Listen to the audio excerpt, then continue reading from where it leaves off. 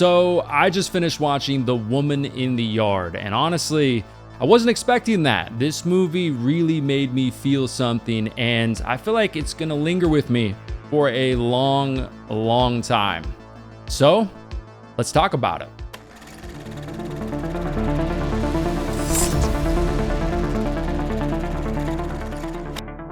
What is up, everybody? Welcome to the channel, and today I'm going to be talking about The Woman in the Yard. And yes, obviously, there is a woman in the yard in this movie. And fortunately, I went in completely blind to this movie. I've been avoiding trailers for pretty much the past year or so completely, just trying my best to go in, like I said, completely blind to a movie like this. And I think it did really affect kind of my outlook on this movie and made a lot of things that happen in this movie definitely more impactful. Really quick too, I think with this particular type of a movie, the best way to talk about this movie is to talk spoilers. So you have been warned, there will be some spoilers in this video. Now, I don't watch movie reviews anymore. Just because of the nature of my channel, I don't want any sort of outside influence influencing my opinion on a particular movie, so I just avoid them altogether. But just as I've been scrolling through Instagram or on my YouTube homepage, I mean, thumbnails and titles just in general will pop up about this movie. And it seems like people are all over the place with this movie. Some people think this movie's repetitive. Some people think this movie's frustrating. Some people even think this movie's stupid.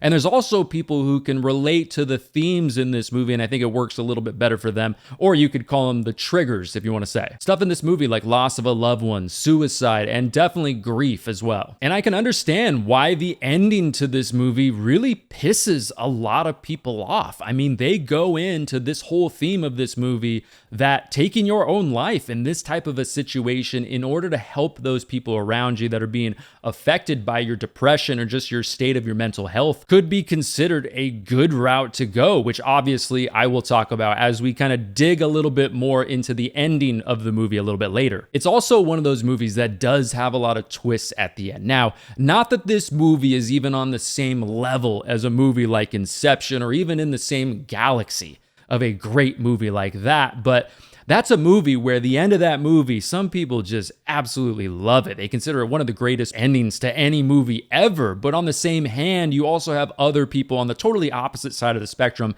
because of just the ambiguity of that ending to that movie, where people just absolutely hate it. You know, they want all the answers. They don't want to leave the movie theater having to, consider some pretty dark stuff, but also having to just think about it. They want those answers. And I get both sides of the coin. And okay, cool. Whatever you're into, that is totally okay with me. I get it if you hate the end of this movie, or I get it if you really enjoy the twists at the end of this movie, because they take a similar route, you could say, with a movie like Inception, in a little bit of a way, of course. Now, for me, there are a lot of things in this movie that do work for me. And I think a big part of that is the fact that I am a dad to an oldest son and a younger daughter, which I think adds to the movie for me. But in this movie, right from the get-go, there's really not a lot happening in the early stages of the movie. We see the mom has something wrong with her leg. She's watching a video of her and her husband interact on like her iPhone, in the very beginning of the movie as well. Obviously, it seems like she's grieving. But these early parts of the movie are almost like a vlog. The family's having breakfast together. They're getting ready for the day, feeding the dog, all that kind of stuff. So on the surface, it doesn't seem like a lot, but I feel like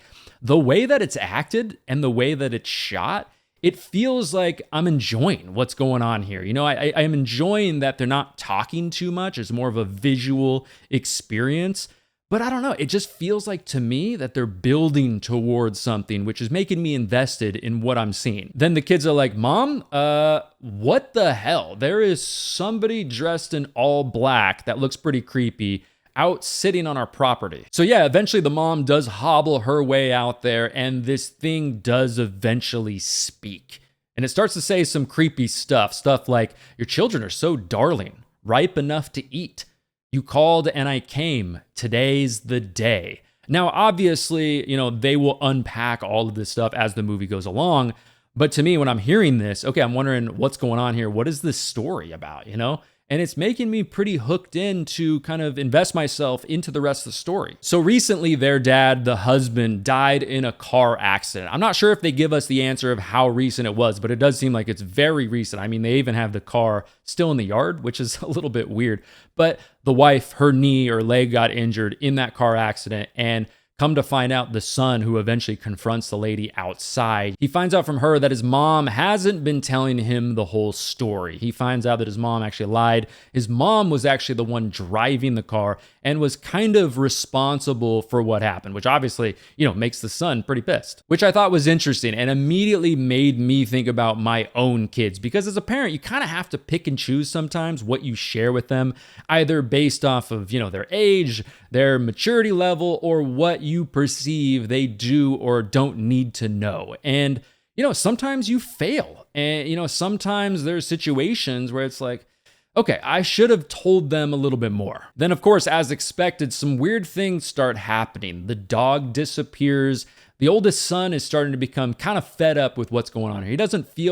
He feels like dad would have done something more in this type of a situation, and the mom is not really doing what she needs to do. I don't know how old the son is. Maybe he's 13 or something like that, but he's just kind of fed up with it. He eventually locks the mom in there and takes the dad's rifle outside to, ask this lady some questions, which led into some of the answers that I just talked about. But I think with that whole scene and the way that it's acted, I feel like I can feel that real push-pull kind of dynamic that a lot of people have as a parent. Like when you're an exhausted parent, obviously this mom is going through a lot. She's in this depressive state. She's exhausted. I mean, her leg, she can't even walk, just on top of everything going on.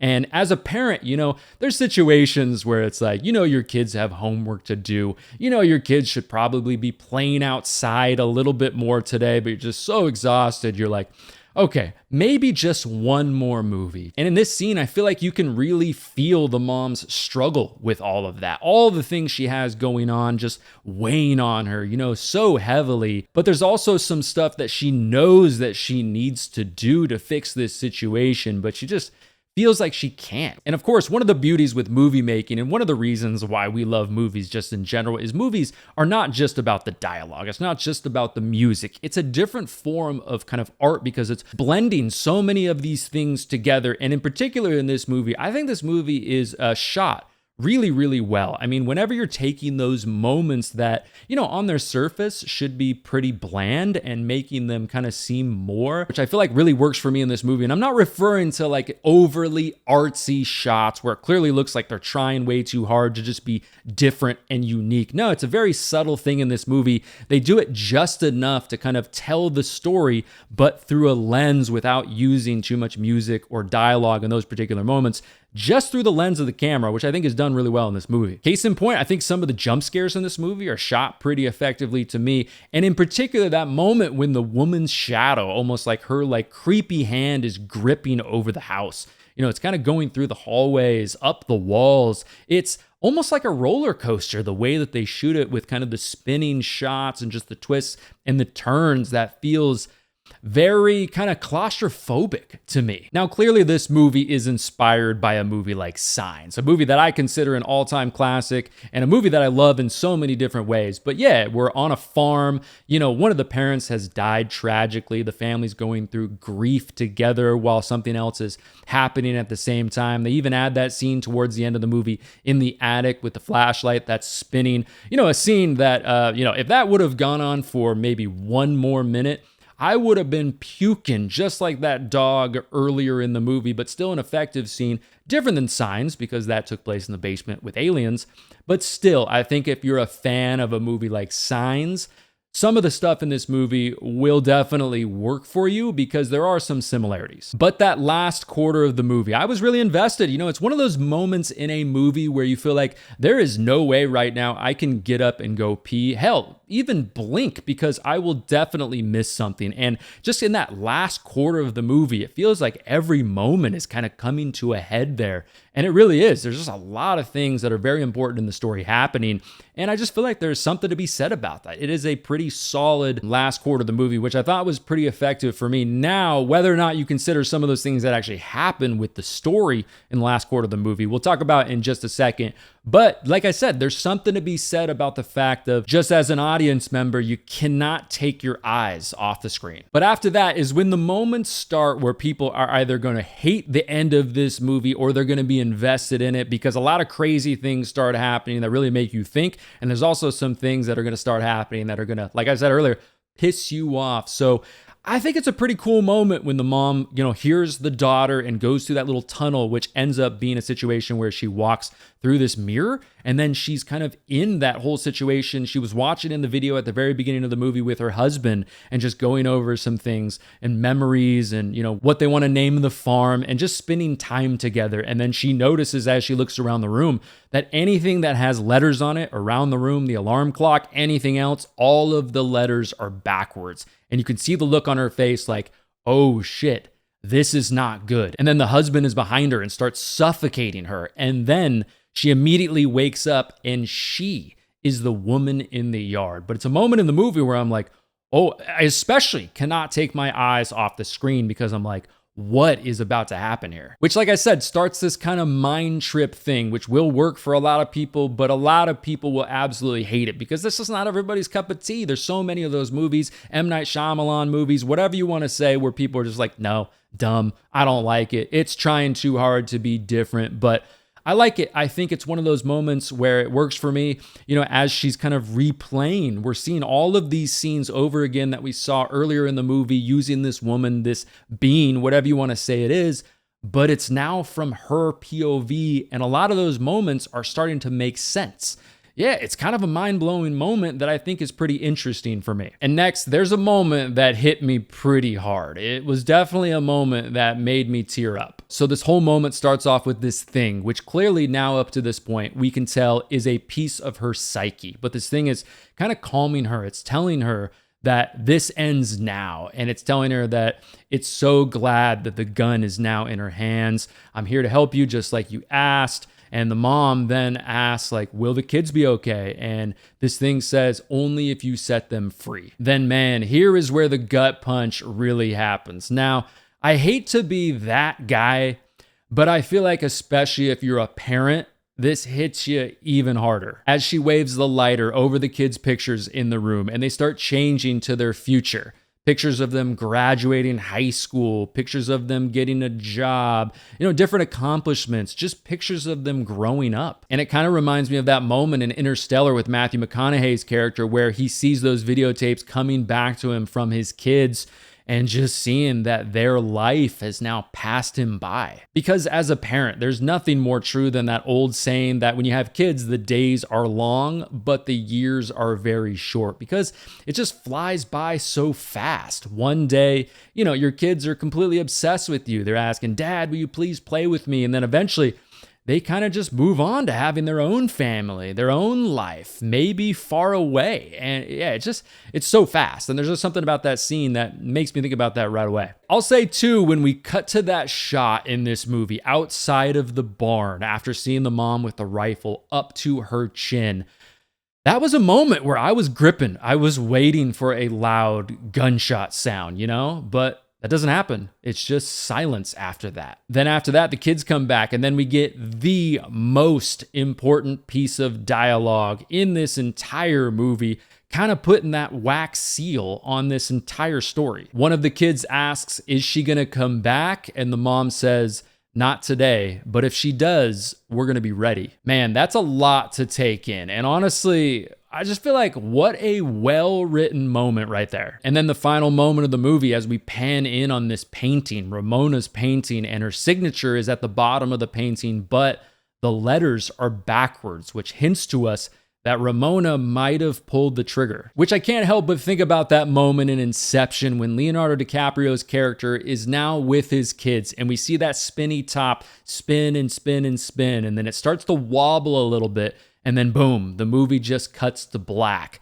And it makes you think, okay, obviously at the end of that movie, was he in his own reality, or is reality just a subjective thing? This idea of, okay, maybe any level of reality is kind of valid in some way. And yeah, like I mentioned, this is an ending that a lot of people hate.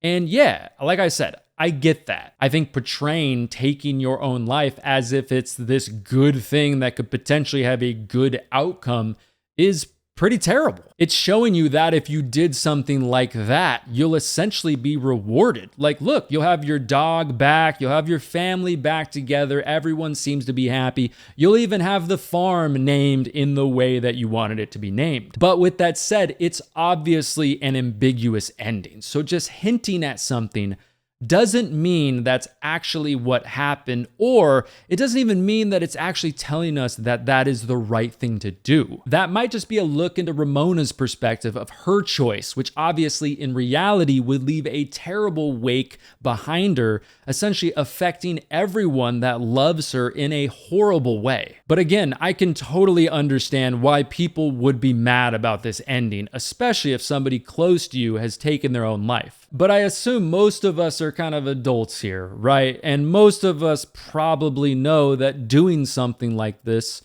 regardless of what a movie tells us, has very, very dark repercussions. Now, I've said a lot of things that I think this movie does well, but with that said, I don't think most of this movie is very unique. I think about 3/4 of this movie is pretty much a journey that we've seen many times before. So is this a movie that I'll rewatch? No, probably not. But what's weird about that though is this theme in this movie of, okay, this thing might come back. Just that idea of that, and when it does, or if it does, we'll be ready, is something that definitely works for me. And how it all played out in the moments just before that scene in particular, yeah, I like it a lot. And it's something that will definitely be ingrained in my brain for a very long time. And overall, I think this movie was a unique enough way to express some of those themes of grief and suicide and parenting that, to me, yeah, after watching this movie, they hit me pretty hard, I'll be honest. And I think it was done